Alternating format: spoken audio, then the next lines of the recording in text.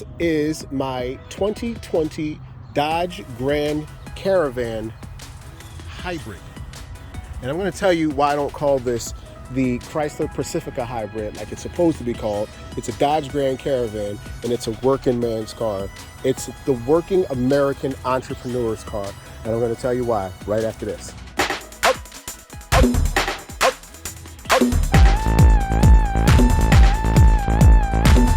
Try to explain this as best I can. So there was a great resignation that happened, and a lot of people decided to go out and start their own businesses. But here's the truth to starting your own business. As long as no one knows about you, you don't have a business. So what ends up happening is most of these new American entrepreneurs that were part of this Great Recession start to use Uber and use Lyft. And with Uber and Lyft, there are usually three tiers. There's regular Lyft, then there's Lyft XL, then there's Lyft Black and Black XL. And basically all they are is just, different tiers of luxury. This ticks two of those three boxes. This could be a Lyft Lux, but I don't think they made it that. I think they reserved that for the, the Escalades and the Yukon Denali's and such. But luxury-wise, this car is on par with them, and I'll explain why. Well, first of all, we do have leather seats. We do have really, really good legroom up front. That's that's about 24 inches of legroom. And this is my legroom in the back. I don't know if you can see this. Sorry for the first person view. I work alone, but that's pretty good room in the back.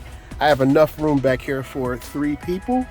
And basically, if I wanted to, I could, I use the Google Chromecast on the media display to sort of show my commercials to people with my business and stuff like that. But let's be serious. Any minivan can do that. Any minivan can work as a Lyft XL and basically, make you money like that. But it'll cost you money in gas mileage. That's the biggest problem. Whereas this simply won't. Well, not as much. Let me explain. See, since this is a plug-in hybrid, you get the first 30 or so miles on pure electric for free. And if you go to one of these charge points, that works out nicely. Their rates are really cheap. So for me, a full charge takes about 2 hours, enough time to get a good lunch and a rest, and a good time to walk around, and 30 more miles of free electricity. So what I end up doing is, during the Lyft surge prices, you just go out, do your 30 miles, and all of that is free with the $15 bonus or whatever bonus that they're giving for that hour. And what I like to do is keep the seats down, because what I do is I have a business, and I put my ladders and different stuff like that back here. And basically I have a full load floor for ladders or conduit. I can fit up to 8 feet of space in there. The second seats, if you can see right there, they are removable. And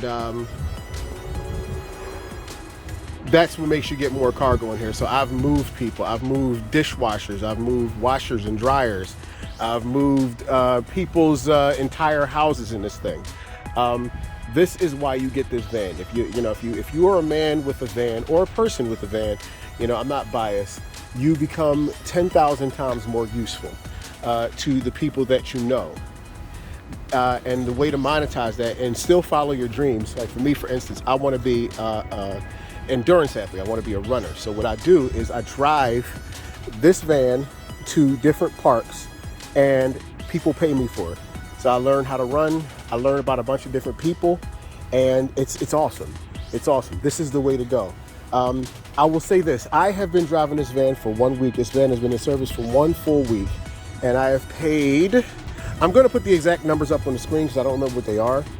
But I believe I've paid between gas and electric about, I want to say $50. I'll put the number up on the screen once I tabulate it. I paid about $50 for fuel, and so far this car has made me well over $1,400. And so real quick, I should mention this. My wife has a Kia Niro EV. That's a fully electric version. I've had that car for about 6 months now. I will tell you that my electric bill rose from about $225 a month to about $360 a month. So you're looking at about $125 extra a month in electricity.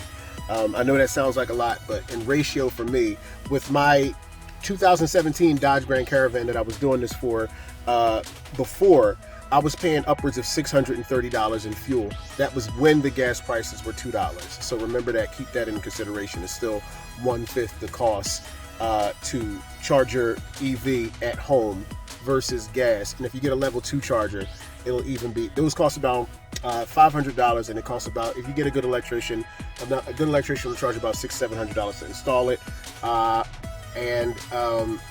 That will drastically reduce this vehicle's charging time to 2 hours. Just a 2-hour charging time on a 220 volt circuit. So yeah, that's just food for thought. Like it's going to make your electric bill more expensive, but trust me, it's worth it. Take care. With this van, very easily, not too much sweat off my back. I'm able to do exactly what I want in the day. This is the car for the American entrepreneur. This is the ultimate Lyft or Uber vehicle.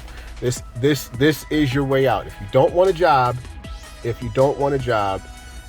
you don't want to keep coming back to that, you get a Chrysler Pacifica, by the way, trim. This is the S trim. The reason why it's the S trim is because the out package is more subtle.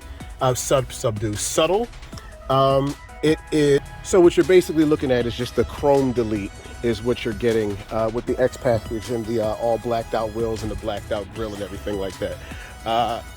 And it's a cool package. That's why I call this the Dodge Grand Caravan, because the Chrysler has some panache. It gives you the chrome and stuff like that, but the S version is supposed to be the sportier version, but it's really just stripped down. It's really just stripped down, and that's what you want. You want something basic.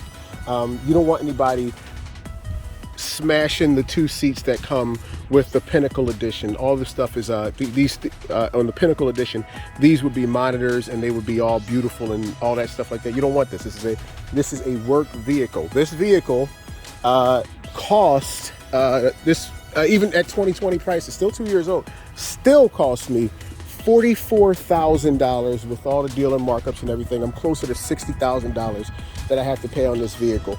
The car payment is about $850 a month, or roughly about $200 a week, which is about the same as a if you rent with Lyft or Uber. So it's basically a van for the price of a car, so that works out nicely. But the more important thing for me personally, like the way I look at this is if I have to make $300 to $350 a day to keep this thing going, if I do that for the next 7 years, that's minimum, I should be able to clear between $500,000 and $1 million if you do the math.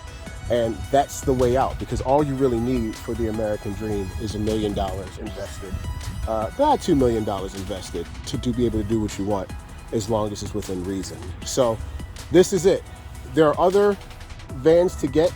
Actually, a better option than this would be the Toyota Sienna Hybrid, which gets 36 miles per gallon all day, but it's not a plug-in. This is the only plug-in hybrid. You would arguably say that Toyota does do the hybrid powertrain better, because they've had the Prius since the 90s, so they know what they're doing. But this is Chrysler. This is Chrysler. I am a fan of America. I am a patriot. I try to support and be American as much as possible. I do realize that other cars make better models, but I believe in FCA or Stellantis or whatever they are this year. Yes, to you guys, get yourself this. Get yourself this, and get yourself out of the money trap, and get yourself the American dream. Take care, guys. I'm Patrick Houston from Houston's Hustle Hobbies. See you later.